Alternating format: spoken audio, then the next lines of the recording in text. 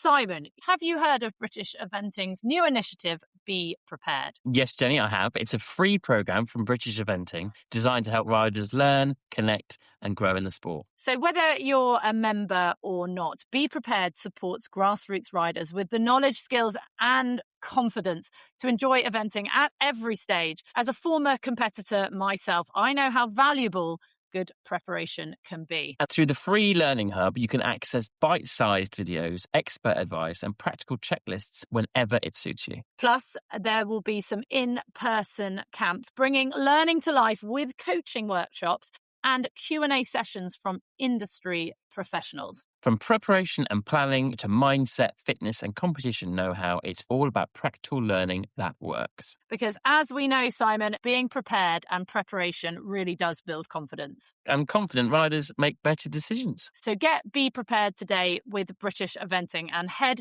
over to their website, britisheventing.com.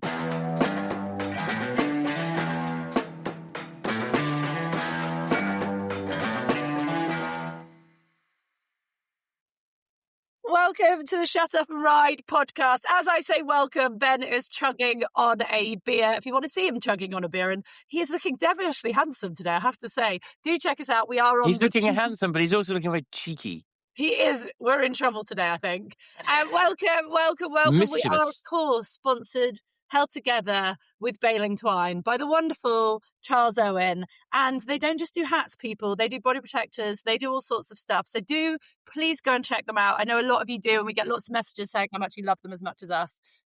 But please go and protect yourselves, your heads, your noggins, and your backs with the wonderful Charles Owen. The boys are back in town. Boys are back in town. It's been a while since the three of us have done it. Yeah, it seems like forever. It has been forever. It's been ages. I haven't actually spoken to you for ages, Benjamin. I know. I feel very, very, very sad. I'm happy that it's the three of us. I didn't know if we had a guest. And it's not that I don't like our guests, because they're amazing. But it's nice that we've got the three of us. Yeah, I like it when it's You us. don't want to do any prep, let's face it. I do prep when there's guests. No. Yeah. We need to When was do- that a thing? Have you ever listened to the podcast Smartless, where there's three of them and one of them each week brings on a guest but doesn't tell the others who it is? So that way they don't have to do any prep and they surprise them with a guest. I think that's quite a good way of doing it. What happens if they don't know who the guest is? Well, they're always really famous because they're famous. It's Jason Bateman, Will, what's his face, and the gay guy from Will and Grace. So they have famous friends. So it's like Julia Roberts is like the guests and Tom Hanks. But that doesn't really Oh. count, though, does it? You don't really need to do prep for those guests, do you? Yeah, that's true. I think I do. A little bit of prep's always a good thing. We play Anyway, that game, but it's always your turn, Jenny. It's always your turn to find the guest and do the prep. Thanks. Yeah, I've been waiting for Simon to set up Izzy Taylor and Roz Cantor for 2 years now. So, I mean, one day we'll get them on. We actually had a request for Roz on the old socials. Can we get Roz on? I was going to say wait till winter when she's less busy. Yes, good move. I also, Jenny's in her new kitchen. I was going This to must say, be the first one that you've done in the new kitchen, or did you do the last one in the new kitchen? No, this is me. Stress levels through the roof. No pictures hung up. Still a mess, but getting there. New house on the hill. We've moved up into the hills. Away, you will no longer hear the mine horn, I'm afraid. Oh, from my that new is sad. position. end of an It is era. sad. So is all of It- this because that dog tried to bite your child, so you moved house? That would have been a bit extreme. No, I want a garden. I think Would it kids though, should have a Jenny? garden. Would that be extreme for you? I don't think it would. Fuck both of you. So I did. Said woman with dog. We were down at the general store, and she tied said dog right outside the door and left it unattended. And so my Naughty. husband went up to her. At the general store? Was this before you went to the saloon? Like, what? It is called the general store. Before What? the shootout. It's no longer a shop or a supermarket. It's the general store. It is it's an old school general store. It's really cute. They've done it up because they've done up the area, but it is like proper walk in with your cowboy boots type. The adornings outside. But anyway, she tied dog outside, and as I said, If I see that dog left unattended, I will report it. So my husband went up to her and said, look, you've just done it again. And she said, I thought you guys had moved. Why do you care? Well, way to take responsibility. And then she said, your family took my dog by surprise. My child was walking along a pavement, like a public footpath. And so Gregor said, what if a kid had come out the shop and taken your dog by surprise then? What's the excuse then? And he was like, I just want you to have a lovely day, but I will be reporting you. And we have reported her. And she was like, how can I have a lovely day? You've ruined it, and your family. Why? This is a nice dog. And he was like, it's your own. You're the bad owner. Like, the dog's nice as long as you don't take it by surprise, children don't come near it, or other dogs don't come near it. Then the dog's lovely. It's good at shops, though, by the sounds of things. Yeah. So she literally left it. There's so many places she could have tied it, and she tied it up right outside the door. I don't know how people do that anyway. I wouldn't even tie my dogs, who are friendly, outside a door. I always think my dog is nice and friendly. It gets stolen. I'd be so pissed off. Oh, sorry, go on. I was just saying, I thought what if someone stole your dog? Yeah. Why would you be pissed off, Simon? I'd be pissed off if I was her, because I'd be like, as if I've just come to the shops and the only time I come, these people have managed to see my dog here. Like, it must be fairly bad luck that you guys happen to be there at the same time as her. Or karma. No, she's probably just had like a massive row at home, being like, I'm not taking the dog to the shops. And they're like, no, it's one time. This one time, take the dog with you. Help us out. They're not going to be there, so just get on with it. And I think it's worse now, because we're really calm about it. We're like, just so you know, we will be reporting you. Jenny, are you sure about that? Yeah, is we your new way to describe Gregor? Yeah. Because I can't see you as being calm with something like that. We are going to report you. We are so calm right now, so calm. Anyway, should we move on, you bastards? I like your kitchen. Thanks. A bit dated. It's got some weird, like, aesthetic around the edge of the cupboards, which makes it look old, but just makes it look dirty. And it really winds me up. No, I think it look expensive. Do you think, Simon? You need to up your tastes. But anyway, yeah, I'll give you guys a tour on WhatsApp at some point. But I moved house because I think kids should have a garden, and I can't not have a garden. But our neighbours are Irish, and my dogs have worked out how to get into the neighbour's garden. So Maverick and Woof keep getting ejected back over the fence. So now you have become the neighbour with the unruly dogs. The wheel has come full circle. Oh my goodness, yes. It's all right, their dog Chewy comes this way as well. So they have an unruly. Oh, it's even Stevens. Yeah, it's even Stevens. Before me and George lived at the farm, we lived in town. And our neighbours had like a 14-year-old son that was really hard to get out of bed on a weekend. And on the off chance that one of us was at home with the dog, they'd come and knock on the door and be like, can we borrow your dog? And they'd just take him and throw him into the bedroom, and he'd jump on the bed and lick the teenager till they woke up. So that was our experience with our neighbours. That's cute. It's a cute story. That is very... The teenager might not have liked that, to be fair. No, and there was another time where we gave the dog a prawn cracker and it put it out in the garden, and then the dog came back in with a sausage. What? A cooked sausage. And we were like, what? And then we went into the garden and looked over the fence. He'd gone through to their garden, traded his prawn cracker for their 3-year-old sausage, and come back. And our neighbours were so confused when we came out. They were like, where has our child got a prawn cracker from? We were like, oh yeah, sorry, how bad. Anyway, they were both happy. How bizarre. That is the most bizarre story ever.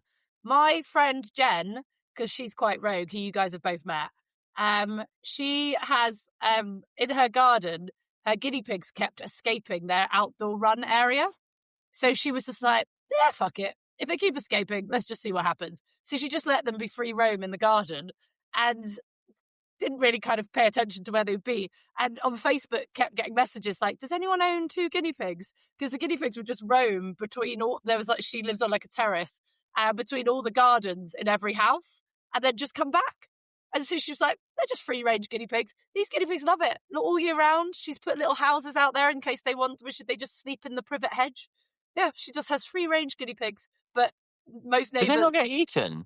No. And she's even sent me videos of the neighbour's cat watching the guinea pigs. But she just has free range guinea pigs. Yeah. You're not going That to set would scare Susan me. free, are you? Susan wouldn't. Susan couldn't handle it. Susan is not. Chewbacca maybe. Chewbacca's taken to having a little roam around the garden. We're just worried coyotes might come and eat him. But Susan, no, Susan can't. We took Susan on holiday, and every time in the car went over a bump, we just go, "Oh, sorry, Susan," because we just had visions of this guinea pig in the boot going, "Ah!" So now, if anyone gets upset in our house unjustifiably, we just go, "Oh, sorry, Susan." Yeah. So you have coyotes knocking about? Yeah. That's why you can't really have cats here. Cats get eaten. Oh my God, that's amazing. I Coyote know, ugly. and we have cougars out the back and bobcats, bears. Oh, I went camping. So my friend Alex messaged me on Monday going up to Whistler with their like trailer camper. Do you want to come? Because his wife was away. This now really in my head probably sounds really dodgy. His wife was away and Greg is away. So he was like, do you want to go camping with me? We can all just share a big camper. Which in hindsight does sound weird. That sounds bad. Yeah, it does, but it isn't, because it's Alex, and absolutely no part of me would ever fancy him. But his Nika does listen to this podcast, so hi, Nika. And then, so we all just bombed up to Whistler and went to this, like, the Olympic Park and just camped in the car park, and the kids played football. And then there was a mama bear with 2 cubs right next to our campsite. These 2 tiny little cubs. It was really Wow. cute. Not scary. That is wow. Yeah. Like, if anyone wants to see them, go and check out my Instagram. But yeah, very, very cute. Like, very, very cute. Oh, have I missed that on your Instagram? Sorry, I should have seen that. I put it on stories. I'll send it to you guys. But honestly, so what was really interesting is the cubs are in the tree because Mama goes off and eats a little bit away from them. So they climb up the tree so they can still see her. And then when she comes back, they climb back down. She did head towards me at one point. She headed towards me. I was like, shh, like made my noises. And she was like, yeah, all right. But she was very chill. Bear? Yeah, black bear. Yeah.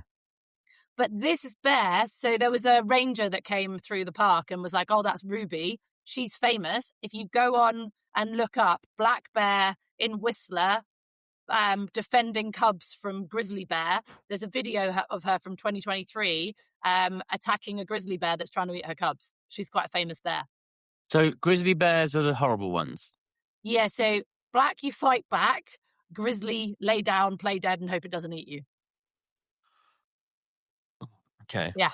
You don't want to meet a grizzly, you'll get eaten. But black bears, they may bluff charge you, and you could have some spray. They could do you some damage, but 90% of the time, unless it's a mum and you're in between her and her cubs, they will just leave you alone. They're omnivores, and they'd eat like the dogs. So if I had the dogs and the dogs went and upset them, they would chase the dogs and probably attack me because I'm associated with the dogs. But as long as you give them space, they're all right. But it was very cool to see baby cubs next to our tent. It was You're such a local now. I am such a local. She knows how to work everything. I squeal if I'm walking across the yard at night and like a rat runs out. Never mind, do you know? That is quite scary though, to be fair. Ben, are you so you've been but you must be absolutely knackered. Like you're just non-stop. The crescendo of this was last weekend. I did a 3-day clinic. I taught, and this sounds nothing to someone like Simon because he's superhuman the way he teaches, but it was the most lessons I think I've done in a day. I did 10 back-to-back lessons.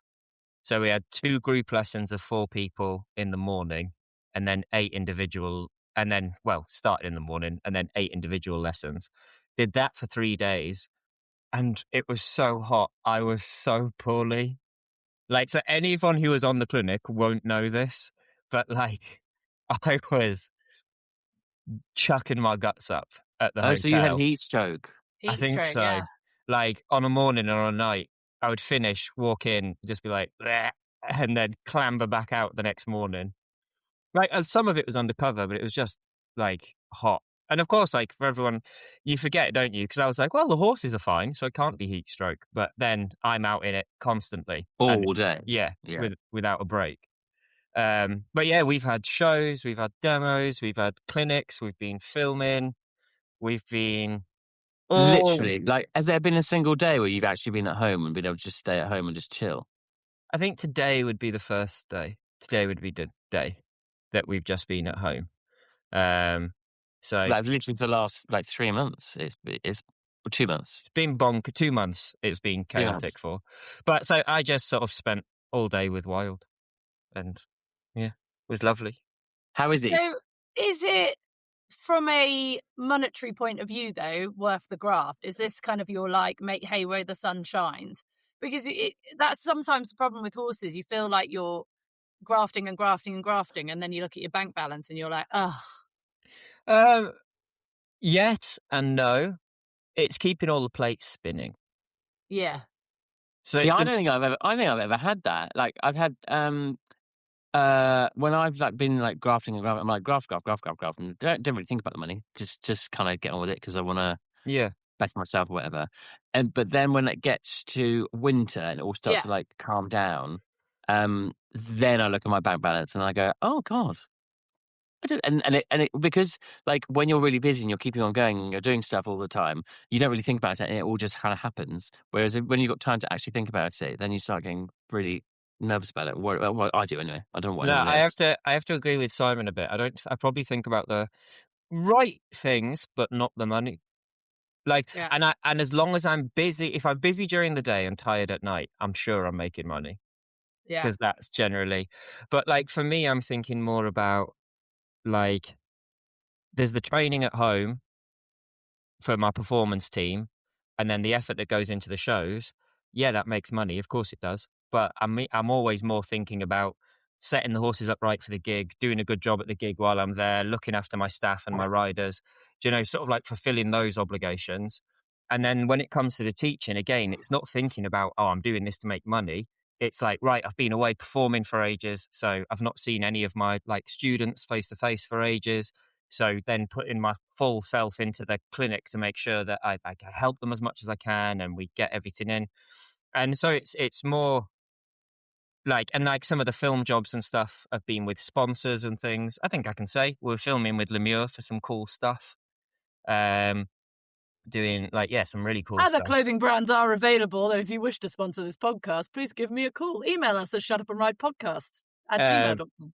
And it's like things like that, like they're really good to me, so then I need to try and be really good to them back. Do you know? So it's more, it's sort of like thinking, oh, I need to fit you in, I need to fit that in. Like I need to. I'm working with the mounted police at the moment, helping train police horses, and I need to That's get back so to them cool. again. That is so cool. It is really cool. And they're really cool. Are they They're cool massive. horses? They're Because they're huge. chosen for their personality, aren't they? So Personality and size. Size more than personality. Like they're like 18 hands high and They're like intimidating, but they're supposed to be, aren't they? 18 hands wide. They are like they're when you're really stood with them and they're like, this one jumps a bit when it hears noises, and you're looking at it thinking, don't jump on me when you hear a noise. Because there's going to be an earthquake. But yeah, that's and then the weirdest thing thinking about being busy is just like parent life around that. Like this was a lot before. And I wouldn't say it's parent life as in I love all the time I spend with Wild, I absolutely do. And I make sure I do. But then so like I've got quite good, which probably isn't a good thing, at switching my work brain off. Because like the other day, I was looking after Wild and I just decided to take him out and go to the park and stuff for like a couple of hours.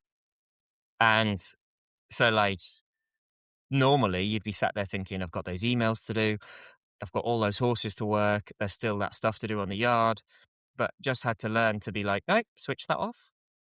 I'm going to go. Is that a bad thing? I think it could be a bad thing if you did it, if you got too good at that. Like you can't ignore your responsibilities, can you? Yeah, but it's a good thing that you're able to switch off.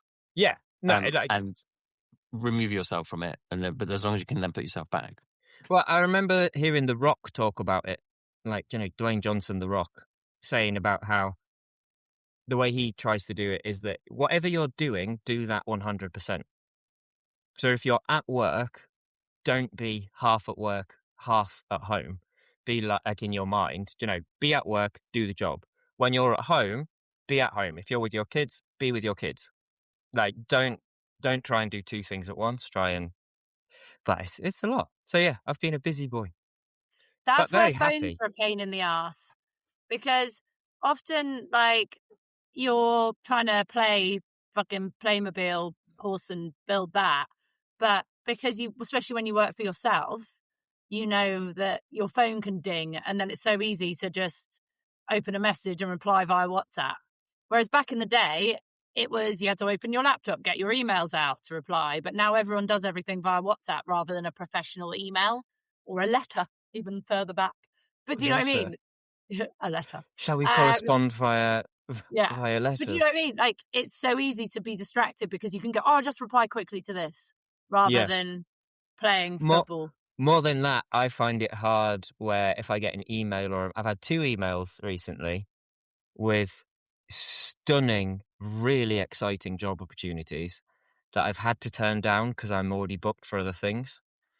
And I don't want to say what any of the things are because I don't want to make anybody feel bad. But there are 2 massive, like, one of the shows was over in the UAE, and it was a big, long contract, and I was already booked for something else. And you're like, oh. And then one of the biggest shows, well, I think it is technically the biggest outdoor event in the UK. Biggest county show in the UK. And they asked me last minute, and I was like, I can't.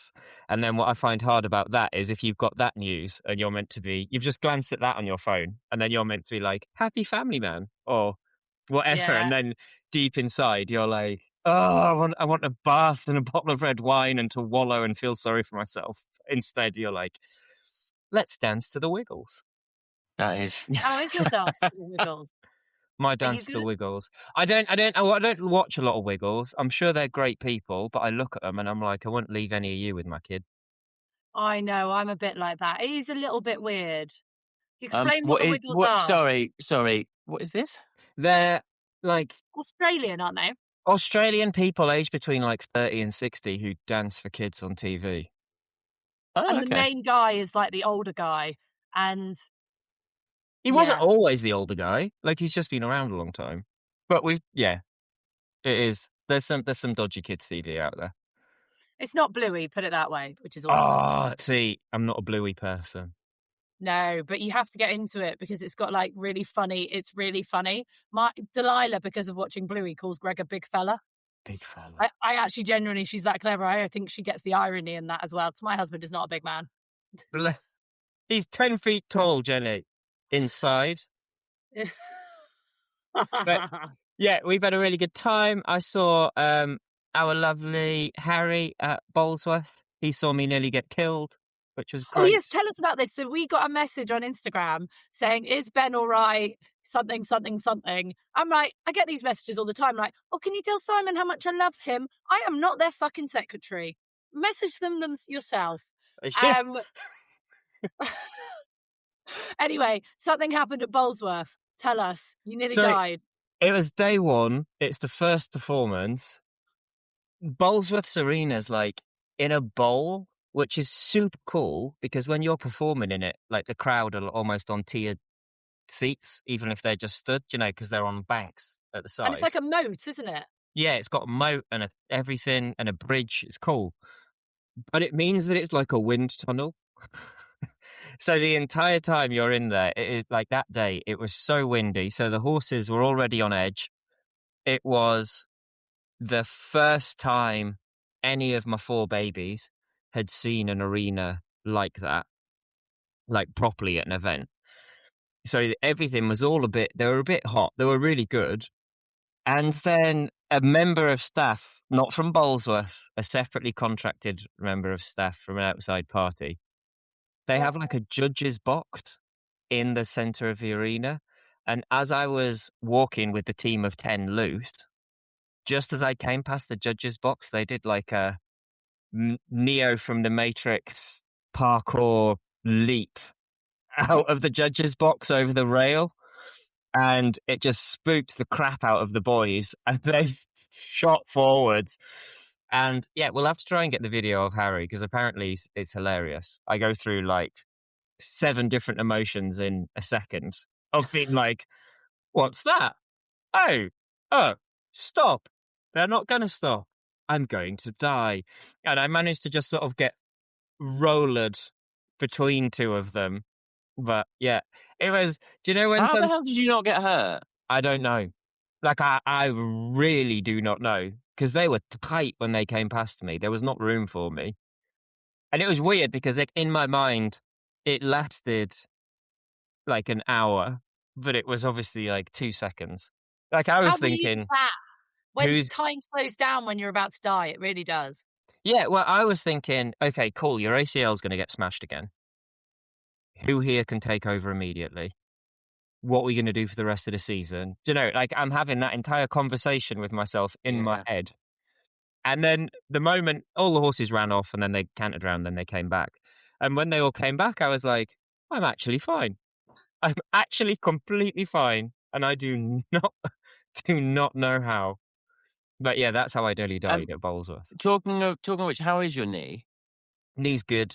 Knee's Is it good. standing up to all of this? Because like it's fucking hell. It's been put through the mill, hasn't it? For this. Yeah, it's going really, really well. It's hard. There's only two things that seem to really hurt it, and that is pushing the pram on like dodgy ground, like gravel and stuff, and there's like a shopping trolley in Tesco's. Like, so you're not doing any shopping or childcare. I'm really sad. I love doing the big shop. I think it is. Oh, I get so excited. I love it. I'm like, it has to be a Tesco because I know how they organise things. But so I can't even get into words. It brings me so much joy. But someone's really excited about this. This is really weird. Is this like you're like food porn or something? Like I don't really want to know what's going on here. I think it's from being a kid. Frozen aisle and having a bit of a time to yourself. No, it's like when you're a kid, you go to Tesco's with mum, and then you know you're going to get like that's the best day for food. You're going to get some form of treat. Yeah, well, like if you behave. The day of the big shop is the day where all the good food is in the house. Like you've got everything. So it's like a great day because I love food. Right, but did you, when you were a kid, always want to push the trolley? But if your mum or dad held on to the end of the trolley or helped you push it, did it not infuriate you? No, I used to like getting given missions. Like, go and find 3 cucumbers. Yes. Off you go. Off he goes. Yeah. Delilah was pushing a trolley around one of the shops the other day and drove into a whole pile of Soda Streams bottles. Fucking devastating. Bottles everywhere. So does Delilah take after her mother? And if you try and guide the trolley with your hand at the same time, does she get raggy? Absolutely loses her mind. So does James. Absolutely. And what's so weird is I know how much it infuriated me as a child, but when they're driving it, you can't help but hold on to it to stop it going into a whole pile of Soda Streams. It's just, yeah. I now know why my mother did it to me. But my God, she loses her absolute mind. I may as well have told her I'm going to kill some kittens. Can't bear it. Oh God, that bad. And also, one of the things I want to put into the 7 circles of hell, in the same way as you do with cyclists, whoever invented fucking the sweet aisle and the sweets next to the checkout.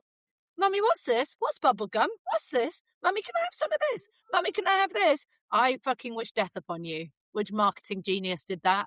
Because that's the place where they're bored, waiting for their turn, and that's where all the bloody chocolate is. So do you think that, like, junk food, like sweets and stuff, should have the same sort of rules as, like, cigarette packets do in this country? So they can't be, like... rotten teeth on the front. Yeah, rotten teeth and, like, clogged arteries and, like, no colourful branding. Like, no. I just think it should be put out of reach. Just put it that bit higher so they can't see it. So they can't see. Well, you had like back in the day, it used to be the same with porn mags. Yes, exactly. Thank you, Simon. Glad to know what you were trying to reach for as a child. Me and Ben were trying to reach for the sweets. You were on the porn mag.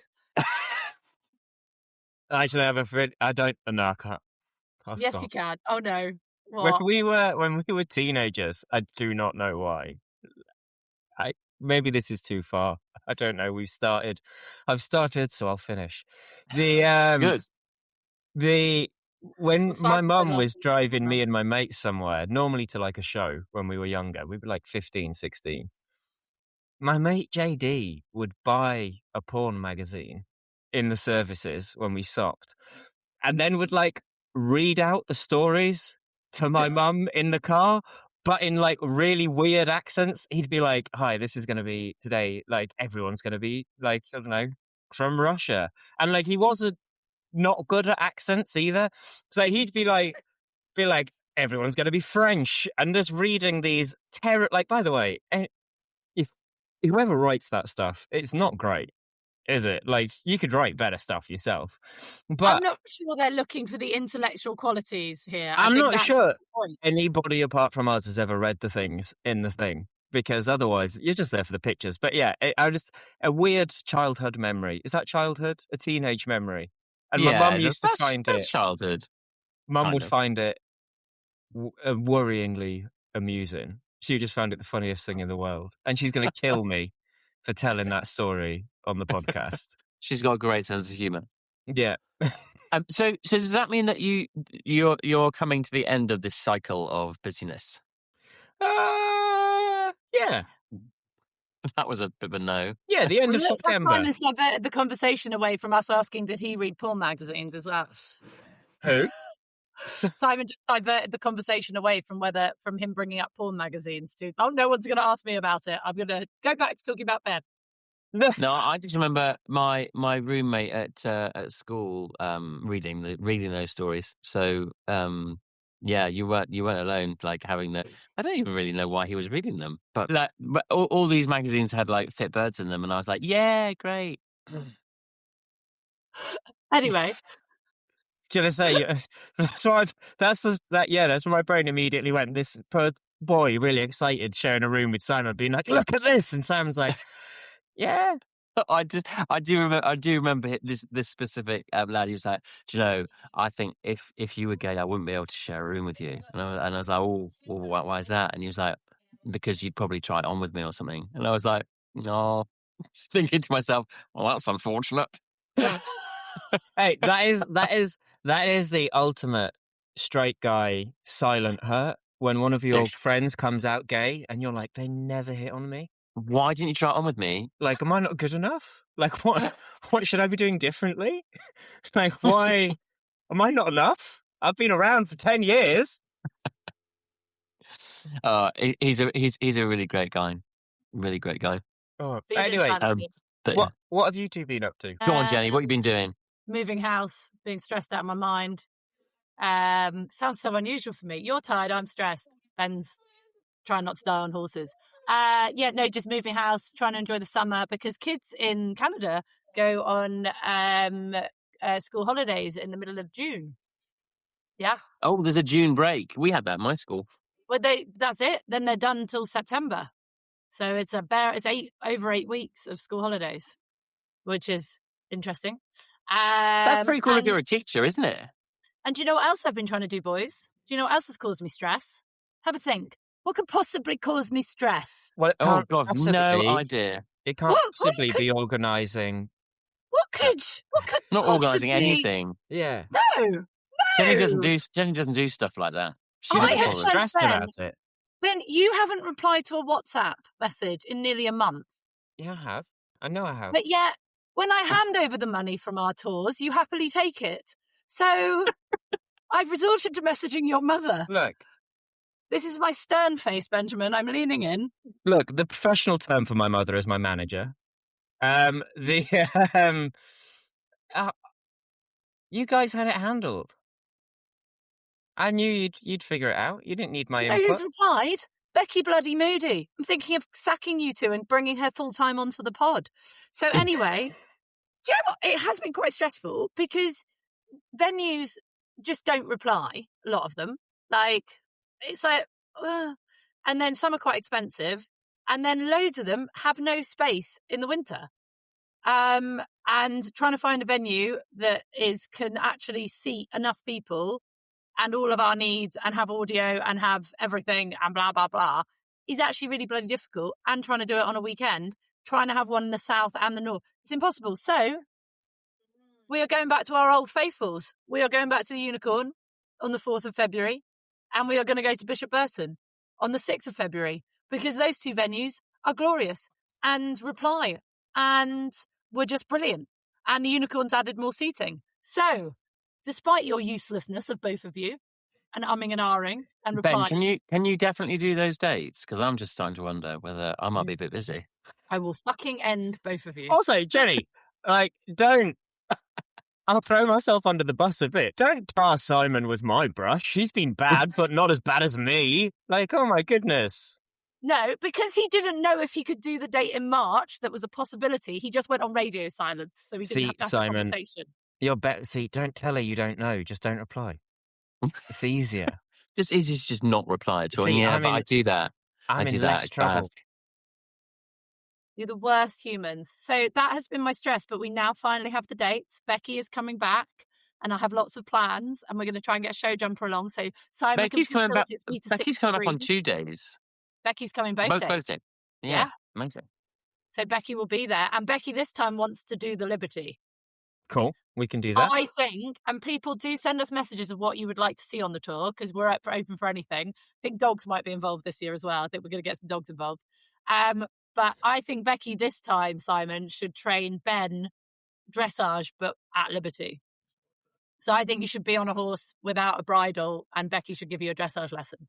Yeah, that would work. I've got a horse. That helps. Or we just give you one of those, you know how that thing is a competition where the people do the hobby horse? I tell you what, that is getting bigger and bigger. At nearly every show I have been to this year, there's been a hobby horse arena. I think we should have I a would go. have loved that when I was a kid. I would have absolutely loved it. But I feel like it's a bit fancy. We used to make jumps out of sticks. Yeah, all the kids at Bowlesworth had professional little show jumps. In the lorry car park. When I was a kid, I used to design proper cross-country fences, and I'd build them like they were really proper professionally done, and then I'd build bullfinches and brushes and stuff, but like they'd be properly I had a course designer, course builder manual thing, and I used to do it properly, like they were proper solid fences. I was quite impressed with myself, but I am quite impressed looking back. Well, so do you build your own cross-country? Yeah, build my own cross-country jumps in the garden for me to jump over myself. That's not very gay. It's not very gay at all. I don't think it is, but then everybody thinks that I am gay. Mate, that is quite gay to be prancing around, cantering around and jumping sticks. But I just went quite to town with the actual designing of it. I wasn't imagining that part. I was imagining you with all this wood and power tools. Yeah, being a lad. Right. Yeah. I don't think he had wooden power tools. I think he had bits of string and some sticks. And some gaffer tape and a dream. Yeah. There's nothing. And I remember back then, you used to have penalty zones. So a penalty zone was like a zone around each fence at the big events. And if you were about to fall off, but you managed to get your horse, so say your horse left a leg at the fence, and then you were nearly falling off, but you nearly saved yourself, but not quite. If you get out of the penalty zone and you fell off, then you weren't penalised. Oh. Could you imagine that these days? Yeah. So there's a video somewhere of Lucinda Green, and she's literally hanging on, and she's got one leg she nearly falls off in the lake, I think it is, and then she's got one leg hooked over the saddle, and she's literally, her whole body is nearly on the floor, and she basically tries to shimmy the horse along out of the penalty zone, so then she can fall off and then not be penalised. And then get back on and finish. What a different world when you could be like, I went around badminton clear. I fell off 4 times, but I was clear. Yeah, but I wasn't penalised. Yeah. And back in the day, you could fall off and just get straight back on and just carry on. I think it made it more entertaining. So the penalty zones were marked with stakes, so I'd have to have a penalty zone around my jumps, because obviously, I was doing it properly. And I remember my dad being like, "Oh, really? Why do you put those stakes in the ground in the garden?" And I was like, "It's the penalty zone." And he's like, "I'm just a bit worried about you falling on them or something." And I was like, "Oh, Dad, you're so boring." I know. Sorry, that's so dull. It's not at all. Just show what an absolute hunting geek you are. I love it. I was terrible. I had to do it so properly. It was, yeah. I was the opposite. I had, I used to go to my granddad's and steal all of his plastic white, lawn furniture, those old white plastic chairs. and they would be the jump wings, and then I would just lean like a sweeping brush and stuff across the chairs to make a jump. Yeah, that's what we Yeah. used to do. Not Simon Greed. Oh no, he was building badminton. Would you Yeah. ever go into a bit of course design? Do you ever fancy it? Probably not. No. I used to be quite into that idea, but I'm not sure. I don't know whether I'm brave enough. I think you've got to be very strong-willed, and you've got to be very confident of yourself with it. You've got to have not ridden round badminton to know how it would feel to ride into that fence, to design that fence. Yeah. That's a question. Do the people who design the courses, like, have they jumped round stuff like that? Yeah. like Eric Winter, who designs badminton, he's did badminton and Berlin multiple times. Yeah. That And makes Captain Mark sense. Phillips. Like, Mark Phillips, yeah. done everything. Yeah. Helen competed, didn't she? Top level. And it's exactly for questions like that why I wasn't invited on the eventing podcast.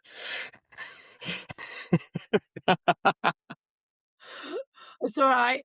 Don't worry. When I put the post out about our collab with British Eventing and their podcast, and I did my graphic, I called her the CEO of British Dressage. Not only in the graphic, but in the description as well. I mean, that's a third, right?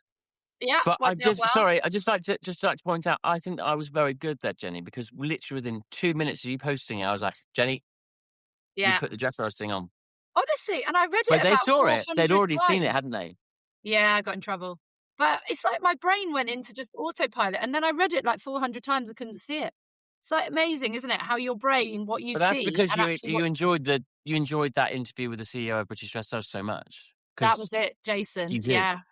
Yeah. Because it was really good. Definitely worth going back and listening to, guys. Or I just needed to change my estrogen patch and get my brain working a bit better. Who knows? If it makes you feel any better, Jenny, the first time I went on tour with BAM, we got there, had done the entire first gig, were packing down the trade stand, and I was like, there are spelling mistakes all over these banners. And we just written all sorts. So then we didn't have time to change them before the next gig.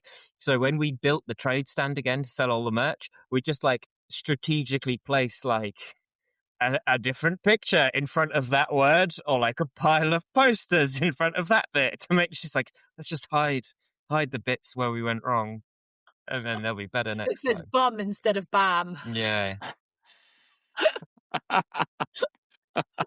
Oh. Bumming Atkinson method. The bumming accent. That might get some more subscribers, That good. Everyone's like, oh, we didn't know Simon and Ben were doing a collab again. Yeah. Oh, I would enjoy that. Yeah. Oh, you are looking particularly devilishly handsome today, boys, I have to say. Right, Simon Grieve, what have you been up to? What have I been up to? Been out competing. You went to a wedding. I saw videos of you dancing. You do have your signature dance moves, can I just say? You do have you do this with your like punch the air type moves. I love it. Yeah, I do. And I do lots of hip moving and all that kind of stuff. I don't know, I love it. It's great. So I went to so I went on the hen do for that for a couple of days in Corfu, which was really nice. And then I came back a bit early and I went to Royal Ascot. Ooh la la. Which was really fun because honestly, I'm so rubbish. So I hired a car while I was in Corfu, and we went on a little cruise for the day on the day the day that I was flying back, and I was like, well, I can just about manage that. So because there were a couple of hours from when we were supposed to land back in the port before my flight. And then James never asks me to do anything, and he said, he specifically was like, can you please make sure that you come to Ascot with me because it's his best friend's birthday and it's going to be really good. Anyway, so I go off on this cruise and I come in my early, a little bit late for the cruise. So I park up as quick as I can, jump on the boat, sail off. And I thought, I'm just going to quickly check to make sure that I have parked in the right place. So I Google on my phone, to park in the port where I've parked. And it says, you are very likely to be towed, or your plates are likely to be removed, and then you'll have to get those back from the port police. But they close at 2 p.m. We weren't getting back till 6 p.m. And then you won't be able to get them till Monday because it was on the Friday. And honestly, so we left at 8 a.m. and we got back at 6:30 in the evening. Literally, I spent the entire day just stressing because I just thought that the thought of letting James down on the one thing he's asked me to do all year just filled me with dread. And you know what it's like when it's really, you're just feeling really shit about something or really worried about something, and you stress about it, and then I got back and no one had even looked at the car. Oh, I was thinking, thank God for that. Sorry, that was a very long-winded story. so I'm guessing that anyway, you weren't the most fun person on said cruise. I really wasn't. Like poor Meg and Emily, they both came over and said, "Are you okay?" And I was like, "Not really, no. I'm feeling really stressed out." And they tried really hard to be really nice and cheer me up, and I was like, "Yeah, no, that's not working." Oh, sorry, Susan. That's the best thing. So then we went to went to Ascot, and that was really good. And then I went to the wedding, and I just love wedding. I love a wedding. Like it's just there's so much that's good about them. You know, like you've got the couple who are obviously very much in love, and which is great, and I love that, and kind of melts my heart. But it's also like dad doing the father's speech, father of the bride's speech, and like mum's so proud, and his parents are so proud, and there's just so much love in the room. I just love it. I think it's so cool. It's like it's been a highlight of my year, and another highlight of my year was when I went to Rutland County. I went to go and watch Ben at Rutland County, and I kind of left him. I went and said hi, and then I left him to it. And then I went off and with James, and then we were doing something, and then I looked over, and there was a big merry-go-round, and Ben and Wild were on the merry-go-round together, and it was just so nice. I love all that kind of stuff. That was that was a really special, because as we went to look at the arena in the morning, Wild looked over and saw it, and I was like, oh, I actually have to / get to do stuff like this now. So then, like, straight after the show, I was still in costume, and I was like, I'm taking Wild on the merry-go-round. Yeah, honestly, it was like it just obviously it didn't make me cry because I'm a proper lad, and I'm double hard.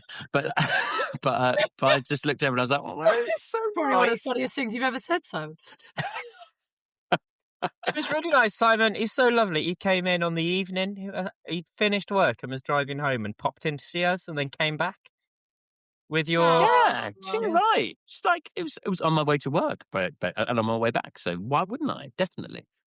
I'd love to come and see more. To be fair, it was very impressive because I've not actually seen you perform properly like that. So you have to come and see the big show because that was the small show.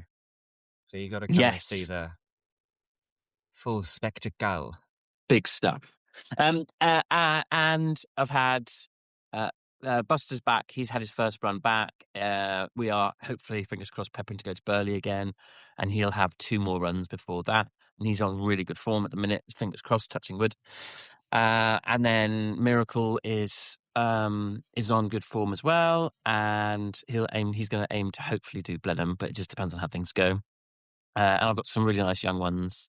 I've got Cozy, who's really cute, and he's done his first couple of one-day events, and he won. Well, he was the best score in a one-day event I did last week, and he's just like, when you have one that you just, well, I mean, I love all of them, but like he's just really cute and just lovely to have around, and like you're trotting around, and everyone's going, you just know that everyone's going, oh my God, that one's really nice. I'm like, yes, he is.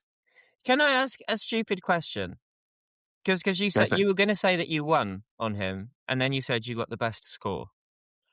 Surely that's the same thing. Well, so I was in 80 centimeters, and so I did it, and he did the best dressage, which was great, and then jumped double clear, and he won, and I just felt a bit uncomfortable, bit like winning. It doesn't matter what level you're at, Simon will still hunt you down and beat you. yeah. Well, That because one like if I show was, you've been brave enough and built up to go to, don't worry, Simon will be there. he'll come and steal it. Yeah, exactly. So if I was competing affiliated in an 80 or 90, I'd have to be HC. And I don't know, I just didn't feel quite right. So I just, when we'd finished, I was like, oh, it looks like we've won. And I went to the secretary and I was like, look, and yeah, I'd rather if you just put me as HC, please. And they were so nice about it. They were like, they're like, oh no, you don't need to do that. And I was like, yeah, no, I really do. I just would feel more comfortable. And they were like, oh well, but we've got a spare first place rosette, so you can have the rosette. And also they had an extra bucket of treats, which was one of the prizes for the winners for Cozy to have. So yeah, so it was great. Really You nice are little event. such a good person. Oh, I know. He's just trying to make sure he doesn't go I'm to not hell really. for his You're other sorry? shit. Yeah. He's just trying to make sure you don't go to hell for all your other shit that you're doing. Just trying to pick Mate, up those little ticks. the other shit that I've done, I'm rotting in hell. I'd have been like posting a kind of blurry, filtered thing of me and the horse. Just flash the first rosette. Oh, we won eventing today. Oh, that can go on socials. Oh, casual. I wouldn't know how that feels. Do you not think though, with eventing, like there should be a bit of an element of like the pros and the amateurs, like if you like separating them, or do you think it's fine for everyone just to compete against each other? I mean, personally, I think it's fine. Like That's because you're the pro. no, but I loved it when I first started eventing when I was like 16. I loved going to a competition and warming up next to my heroes, and obviously they beat me, but like, you know, well, not necessarily, to be fair. Like there'd be times when I'd beat them and I'd be like, oh my god, I've just beaten whoever it was.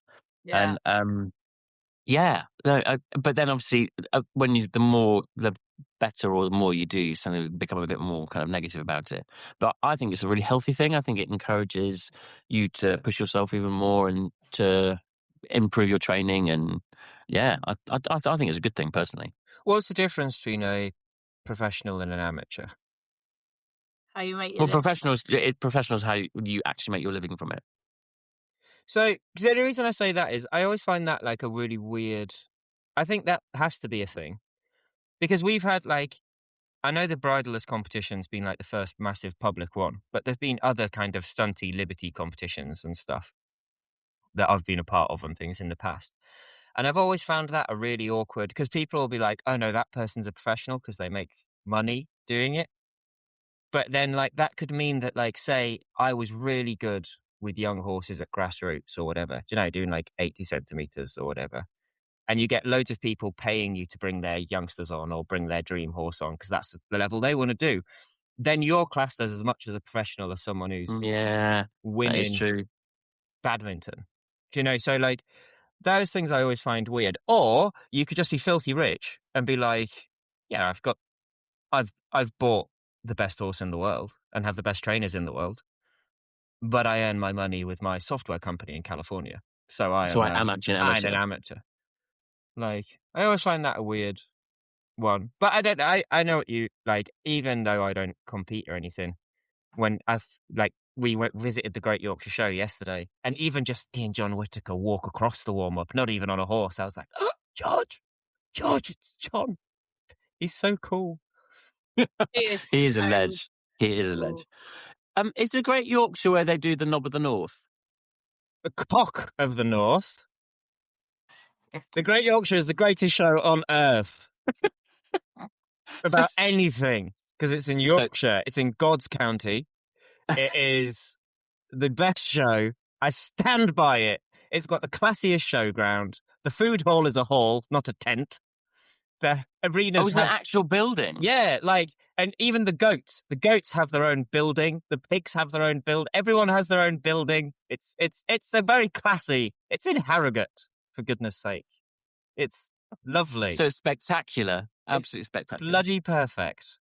Yeah. But yeah, it is where they have the cock of the North, is the Great Yorkshire. Loved it. Got to see our friend Dan has a team called Bold Dog FMX, and they do like, I posted a clip on socials from them yesterday, but they do, you know, they were performing there where they do the crosser, you know, what do you call them? Crosser bikes?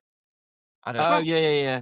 Yeah, and then like they've got the biggest ramp in the world portable ramp in the world that does it, and they do like backflips on the motorbikes, like Or over a load of cars. well, no, just like ridiculously high. It's the most insane act in the world. And it's so funny because I watch it, and while we're watching it, I'm saying to George, I'm like, why does anyone hire me?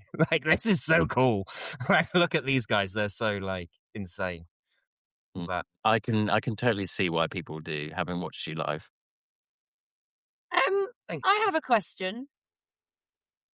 Have you noticed since the old bridalness competition any more uptake on your people wanting to learn liberty type stuff?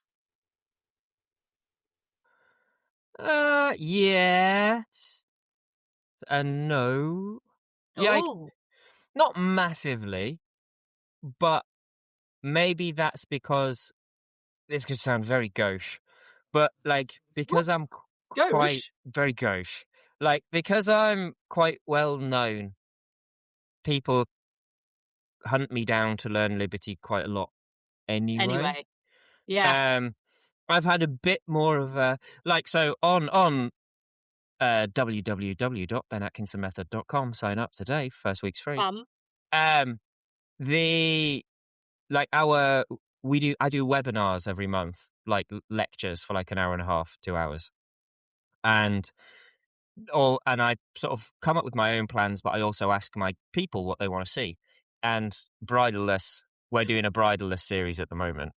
My people, he's like the horse Jesus. I ask my people. My disciples. No, they're just my team, my people. Yeah. But they like we were in the middle of a different subject, and they were like, we want bridleless. So I definitely have noticed that. But not really. I've got a few exciting things. I've had a competitive rider, not anybody I think you guys will know, and I don't want to say their name on this anyway. Okay. I can tell you after, but I don't think you'll know who they are. But I've had like a random competitive rider reach out for me and ask me if we can arrange like a business call or something. Like they just want to ask me loads of horse training questions and stuff. And I suspect that is spurred on from the bridleless thing. But yeah, I've not seen a massive change in the liberty landscape. Is there more coming up with bridleless competitions? Yeah, they've just announced they've got another one coming up, I think. Yeah, I think they've got one on November 14th. I have a question for you, Simon. If you could rewind your life, because this is something I'm kind of struggling with in my head with my horses. If you could start your life over again, still be an eventer, still work with horses, still do all of that, do you think, but still have the knowledge that you have now, you would incorporate some of Ben into how you trained horses from the start? Well, yeah. I mean, that's quite a difficult one to kind of answer, really, isn't it? I suppose because things were so different back then. But so I didn't even know stuff like that existed. Like when I was training horses. Like you got the Monty Roberts chase horses round in a circle until they with join coconuts. up. We are the knights who say, yeah. We are the knights that say, Nick. He's not very the Messiah, naughty boy. he's a very naughty boy. Your mother was an hamster and your father smelled of elderberries. Oh, just a wafer thin minster. Anyway, Ben's too young for that. Do you remember Monty Python, Ben? Love Monty Python. Okay, good. Yeah, my favourite is Meaning of Life, to be fair. More than Life of Brian or the Holy Grail. Holy Grail is just amazing. I think Meaning of Life is one of my favourites as well. Just a wafer thin mint. Just a wafer thin mint. It's the for me it's the Catholics in the Meaning of Life. When that woman's washing up and she goes, oh, sorry, darling, just pick that up. And she's like, just sneezed and another baby's fallen out of her. And she's like, oh my God. And they sing that song that every sperm is sacred, every sperm is good. Every sperm is needed in your neighborhood. Every sperm is sacred, every sperm is great. If a sperm gets wasted, God gets quite irate. Yeah, see, it's a great film. There's wrong with the youth of today. Less TikTok, more Monty Python. Oh, but Life of Brian, I'm sorry. Who are you calling Big Nose? Well, he has. He's got a big nose. They were funny. so ahead of their time as well, those guys. Oh, so funny. But anyway, to go back to my question, do you think, would you train with a bit of liberty, having known A bit of Ben now BAM. and how he does things with a bit Yes. of BAM? Yeah, I think I would. But I don't think you do everything. So, you've been very good. Be quiet. Sorry, it's my dog. Like, I don't think Simon's someone who. I've never watched you with a horse do anything and thought, "Oh, I could help with that." Like, I you're think kind, it's. you're conscious. Do you know, you're very Oh, aware that's of very your nice. horses. Do you know that's the. Yeah, I mean, when I was younger, I was brought up very much with the old-fashioned kind of mentality of basically the horses will conform, and um, I'd like to think that I would do things like I don't know, do things better, So or be more horse friendly. if so, we have. At a lot of the horsemanship events, we do these things that they call round tables, where they'll say get like me and 4 other like well-known trainers, and we'll all sort of like discuss things and talk. And one thing that often comes up is that nearly all of us, when we're on one of those, will sort of tell a version of the same story, which is I've always worked with horses, but honestly, if me now saw me at 20 or younger working a horse, I'd probably give myself a slap because Yeah. I was doing things the wrong way.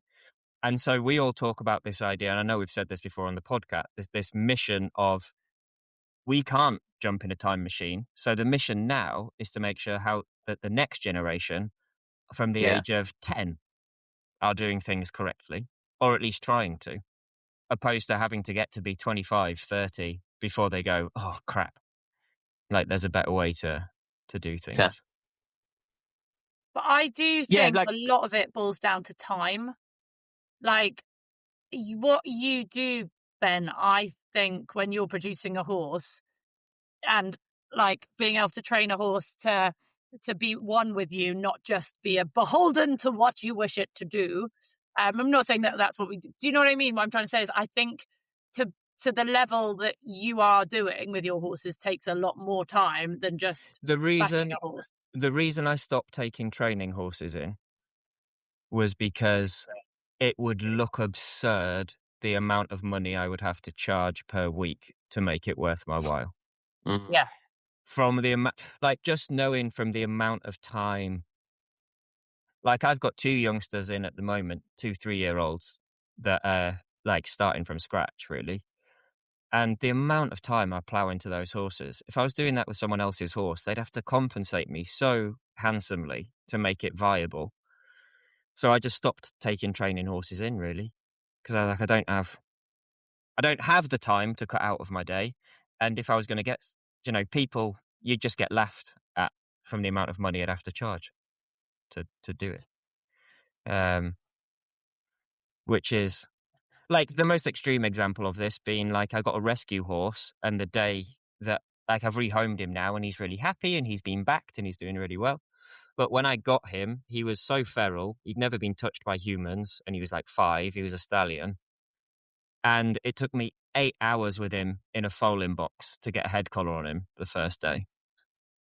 And like I didn't like a lot of that was just moving in the stable, like not moving him, moving me, getting him to look at me, getting him to be interested in me, spending enough time in there, not doing a lot, to show him that I was actually boring and non-threatening.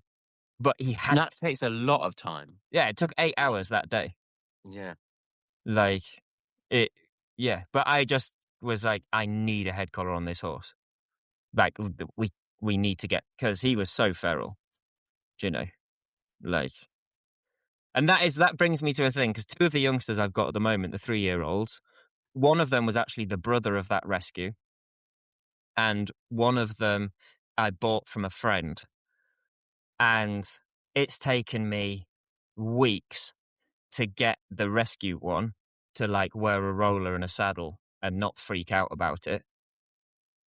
The other one I bought from a friend. He's probably coming up 4 now. Probably is 4 now, to be fair.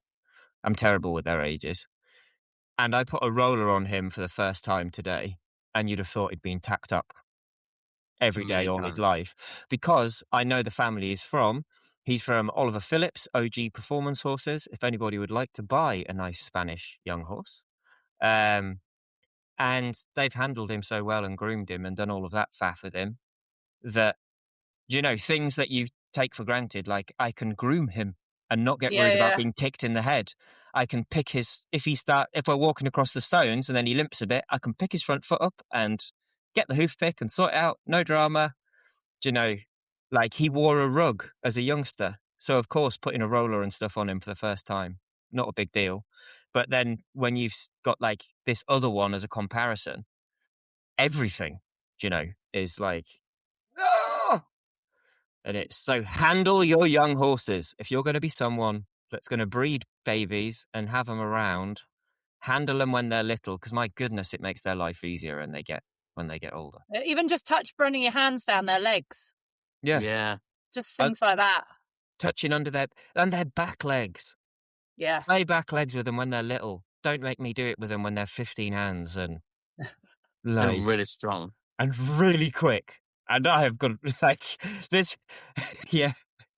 When you're like, sometimes when they kick out and stuff now, I'm like, oh, I am not as quick as I used to be when I was younger. Like, crikey. You still are young, Ben. Don't let anyone tell you otherwise. Not as old as me and Simon. The only reason I know I'm still young, but when I surround myself with trick riders in their early 20s, you're like, oh yeah, I ain't that young. I can't. Like the second night at Bolesworth when they were all like, we're going to go out again. And I was like, good for you. Night. I felt like death all day because we went out last night. I need sleep.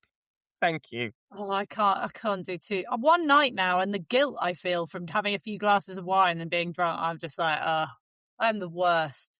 You feel guilt? I get like massive like anxiety the next day, even if I've had a few glasses of wine. Like, questioning my life. I just suffer for days. Yeah. And it's not just one hangover. It's a continuous hangover for quite a long time. Do you know what I don't get? So here, a lot of people have gone over to the Calgary Stampede, which never been to, so I don't want to criticise too much. But dressage horses get a lot of shit. Show jumpers, not very much. Whatever. Why does no one seem to be up in arms about rodeos? I mean, people are up in arms about rodeos. Because that can't be very fun for horses. It's such a difficult one, isn't it? The bucking rodeo thing. Because how old are they? I don't know anything about it, so I'm not going to go down the rabbit hole. But it does just surprise me that there isn't there might be like sites that are really anti it, but it doesn't, like so many people over here say to me, oh, are you, so you work with horses, are you going to go to the Stampede? I'm like, no, I have absolutely take no pleasure in watching a horse trying to buck off a man. I think, I don't know, because I like this is rodeo is like my guilty pleasure. Yeah. As in I'll watch a bit of rodeo because you can't not. But those horses, as far as I'm aware, there'll be good people and bad people, won't they? Because I follow some YouTube channels of people that do it. And they'll go down to the sales and just buy a load of some random horses and some random bulls from the sales. And then they take them home, they put them in the chute, they jump on them. And if they buck like mad, they keep them. And if the horse or the bull doesn't want to buck, then they're like, okay, cool, back to the sales. They don't do anything to try and get them to. They have a flank. Oh, that's not true. I know they put things around their bellies and stuff like that to make them. They put a flank strap on. I think there's some in the same way as there's show jumpers that do. There will be dodgy things, but I don't know. My knowledge of horses is I don't think it's funny you bring this up because one of the guys I follow posted a video today explaining all the flank straps and stuff. Like, I can send you a link to it if you want to see it. Like, Maybe we need to get someone on because maybe we should get someone on. Like, because Yeah, a horse would just bolt.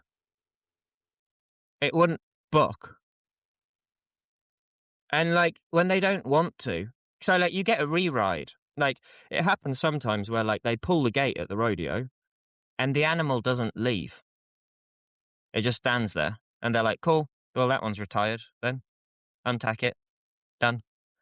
Like, and they have like, I don't know. I don't think in general they're bad to these animals. And even if that animal has, like, the longest ride they'll do is 8 seconds. So I also think it's a cultural thing. Yeah. Because when it's just something I know so little about, but since living here, like, so many people go to it. It is huge. The Stampede or the rodeos down in Fort Worth, because obviously we were down in Texas. Like, I didn't realize like, I knew it was big, but I didn't realize astronomically big. Like, huge. Oh, it's huge. Yeah. And like, there's so many events because you've got your rough stock. So you've got saddle broncs, bareback broncs, which is horses. Then you've got the bull riding. Then you've got the 4-in-hand chuck wagon racing. So, do you know, like Boyd XL style driving in a chuck wagon? Chuck wagon racing this year. Did they? See, like that, like the ones, and then you've got I don't know what they call it, but is it like the quarter mile where you race a mile in quarters? So you have 4 horses and the rider transfers to different horses and stuff. And the one that always the roping is what makes me sort of, the roping and the bulldogging. So bulldogging is where you ride a horse alongside a cow and then throw yourself off the horse onto the cow and by its horns pull it to the floor. Yeah. And that looks like a really bad time. Yeah. I think the cows and stuff that get roped are the ones that have the worst time of it. Yeah. And I can see why it used to be a thing, because that was a skill, wasn't it? You had to be able to, you were on the plains. I've watched Yellowstone. But it's not, I just don't think it should be entertainment. I tell you what, the wild 3-year-old I've got at the moment, if they did rodeos over here, he would sell. I tell you that. My dad saw it buck once in the round pen and said, "I don't think that should be a ridden horse." Oh God, so it was really bad. Oh, like, your father. Yeah. Like turning itself inside out. Yeah, and it just had a roller. It's because it's my fault. He jumped, I jumped, he got away from me a bit. The rope I let go of the lead rope. It was my fault. But no, I think maybe we should get a rodeo person on to talk. I think that could be cool. I think that'd be really interesting because I know absolutely nothing about it. And and that's the thing, like, I don't want to go down that route without the education of it. Like, I know there's things that I feel uncomfortable with, but I'd rather be educated on it than go off on a tangent. Yeah. Because last time I was in Kentucky, what I found really amusing, the flip side of this, is that none of them would blink at a rodeo. And they are beside themselves horrified at the size of the cross-country fences we event over at stuff like badminton. Because when I asked them about rodeos, they were like, "You guys do that." Like, but then we know, so do you know what I mean? Like, we know that how our sport works. But so also look at the Grand National and things like that. Do you know what I mean? It's all, where is your moral compass on what you feel like a horse should be asked to do? And money, isn't it? Money is the big driver of these things, isn't it? Well, that's what we're here to chat about. So I know Simon is super tired and we have already been going for an hour. So I'm going to ask you boys, what's annoyed you this week? Simon's having a good think, pondering. A specific cyclist. Oh, you've had another cycling incident.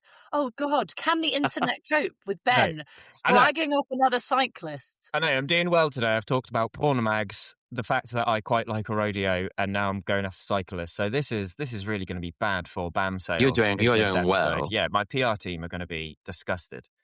You have a PR team? Who are you? My PR team. By that, I mean my business partner and my wife, who will be like, "Do you not like money? Like, what are you doing?" Why are you saying these things in the public? No. Oh, I've knocked my mic over. Right. So we are leaving the Yorkshire show, the greatest show on earth. Sold out, by the way. Name me another county show that sells out. 170,000 tickets. Boom. Yorkshire. Wow. That is a lot of tickets.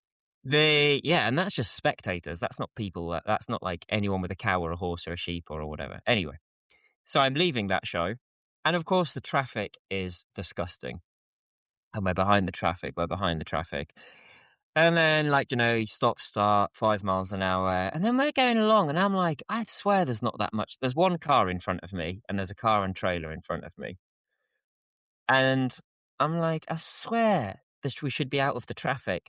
And then the car and trailer goes to overtake. And I've not been in show traffic for quite some time. There's just a bloody cyclist going along. So I've been doing 5 miles an hour for so much longer. Oh. What a day to go for a cycle ride. No, it doesn't.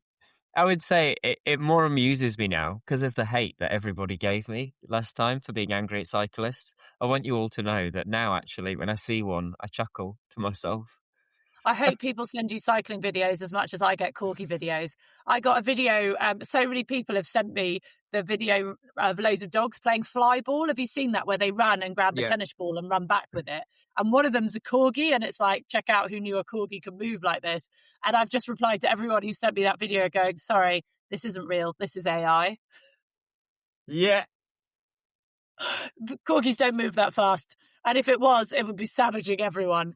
But yeah, I love it. Does it move really fast though? Is it fast? It's pretty rapid and it jumps. Well, that's half my issue, Simon. Corgis are fast and designed to bite the heels of cattle. It's just we take them on, put them in a house, make them fat, and make them vicious. This is what happens. Everybody. No, I'm joking. Just some people. Okay, God, I'm going to get attacked again. Anyway, what's annoyed you, Simon? I feel like a bit of an old man, really. But like the youth of today. Oh, here we go. There we go. They're just like I've just kind of noticed, like, because there are quite a lot of like liveries at my place, and there are a lot of kind of young ones and young people, and I've established or realised that when I go down to the yard in the morning, and if those guys are there, if I don't say good morning to them, they will not even acknowledge my existence. Oh, Simon. And I find that, like, I was brought up that regardless, like, you acknowledge somebody, you say good morning, you normally have a bit of a chat. But like, it just seems, is that just me, or is that a bit of a new thing that, like, it seems to be like anyone under the age of like 25. Although, to be fair, Brooke, who works for me, she's 21 and she's lovely. But and like there are plenty of young people that are great. But I don't know. It's just something that I've noticed. I'm like, if I don't say anything, then nothing is said. And then that's annoyed me. England being knocked out of the World Cup. Has that actually annoyed you? Yeah, sad times. I love any kind. My favourite thing, sport, watching sport, being with my friends, being in the pub. Bloody love it. Can I say? John. I was going to say, as an extra, what's annoyed me, not annoyed me, this has perplexed me all my life. I watch a bit of horse sport, a bit more now. I have YouTube in my life and I feel I should. But I also enjoy horses every day. Even though I don't keep up to date with horse sport, I enjoy horses every day that I can. The barrier to entry for horses is quite high. You've got to have 100%. Quite a lot of money right. The barrier to entry to play football is low. Mm-hmm. You need a ball. You can play you can dick about by yourself. You just get some mates, have a drink, a park, a garden, a street, wherever. Jumper on the floor, done, goal made. But the amount of people I know that are like obsessed with football act like this has been life or death. But then if you were like, when was the last time you kicked a football? They couldn't tell you. Yeah, it is mad. I find that really weird. Like, I'm so into that. This is my life and death. Cool. Do you ever play with your mates? I like, did it? No. Yeah, but it's not, they don't play with them, but they're down the pub with their mates talking about it. And like, it's, I just think, like, I love it. If it's that cool, like, watching Roz win badminton, super cool. But I would actually say, personally, if you're someone that just enjoys your horse, probably have more fun on a hack. Yeah. On your horse. Doing less cool stuff. That's the bit that I find weird about it. I've just always thought this in my mind. With football, it's very definitely... But so football, the kids that James plays with, because everyone's struggling with, trying to work around kids and childcare and everything, we go and throw them out on the AstroTurf for 2 hours most mornings in the week so adults can get some work done, and we just leave them and they can all do it. I couldn't just go and rock up and leave Delilah because there are no yards around here, but nowadays it's not so... No. Unless you have access to horses and a yard and everything and blah, blah, blah. But all those kids can just go and for free go and play football for as long as they want. No health and safety, no nothing. Just go play football. No level of experience. I do often think that I would quite like that if my sport wasn't horses. I'd try like to be really good at tennis or something, or why don't I say really good? Like really enjoy tennis, because then I can just go and play and then come home and then put my tennis racket by the back door and that's it. Don't need to worry about it. Yeah. Don't need to feed it the next day. You say that though, but you probably wouldn't, would you? Like one of my best mates plays airsoft. I don't know if you've heard of airsoft. What is airsoft? Airsoft. It's like paintballing with BBs. Yeah. Okay. That sounds painful. The bruises he comes back with, and you'd think you go play a game. I was going to say, it doesn't sound very soft. No. Yeah. They come back with proper, like he has to wear body armor and stuff, because otherwise he's like, oh yeah, at least my arms and legs get bruised, but I've got my face mask and my body armor on, so the body and face is all right. But like, you think that you just, like you say, leave your kit by the door, but he's forever taking everything to bits and modifying this piece and changing that. And I suppose you get into it, whatever you do, don't you? Yeah, that's true. Right. Shall I read you a poem my daughter wrote for me? Yes. What's this poem? Finish. Have you heard this, Simon? No, I haven't. I'm not quite sure to expect. I thought I was a good parent. Mum is always angry. You're fast, you're beautiful, you're strong, you're kind. But when you're mad, you're out of your mind. Yeah. Was that a ghost written by Gregor? Oh, you need to frame that. I know. Isn't it brilliant? And then she had to create a poem and write all the things in it. So she wrote mummy, but she wrote it with an O, which really upsets me, but we do live in Canada now. Kind, hardworking. Then she had to write a verb and she wrote yelling. Yelling. Another verb, hugging. Another verb, loving. And then an adjective, she wrote funny. Another one, fun. And then the noun, mummy. So yelling, hugging, and loving probably sums me up. I thought you'd quite enjoy that. That is you. That is definitely you. Yes, very loving but very loud. Right, you beautiful boys. Anything else you want to share?